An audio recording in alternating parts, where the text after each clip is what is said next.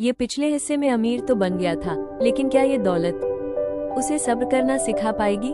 आइए जानते हैं आज की इस आखिरी कड़ी में। एक दिन वो व्यक्ति अपने महल में बैठा सोचने लगा। रोज सिर्फ एक अंडा मिलता है, फिर शहर जाना, बेचना, इतनी मेहनत सिर्फ एक अंडे के लिए।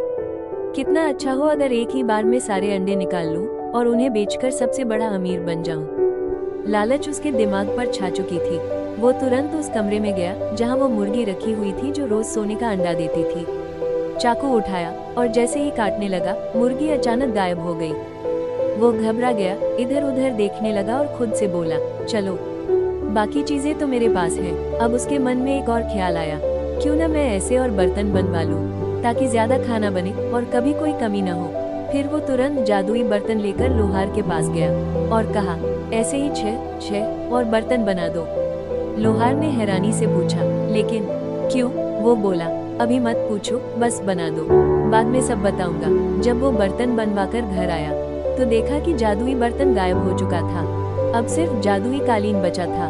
उसे देखकर वो बोला, मेरे पास सिर्फ एक महल है, अगर इस कालीन को 4 हिस्सों में बांट दूं तो 4 महल बन जाएंगे, पूरा गांव मेरा हो जाएगा।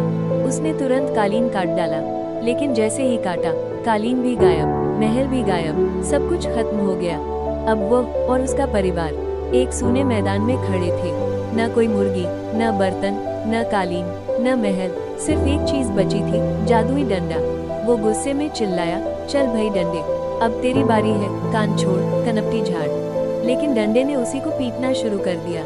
मार खाकर जब होश आया तो सब समझ में आ गया। वो रोते हुए जमीन पर बैठ गया और आसमान की तरफ देखकर बोला, मुझे माफ कर दो, मैं सब कुछ पाकर सब कुछ भूल गया था। दौलत बड़ी चीज है, लेकिन शुक्र और सब्र उससे भी बड़ी नेमतें हैं। लालच, जल्दबाजी और नाशुक्री इंसान से सब कुछ छीन लेती है।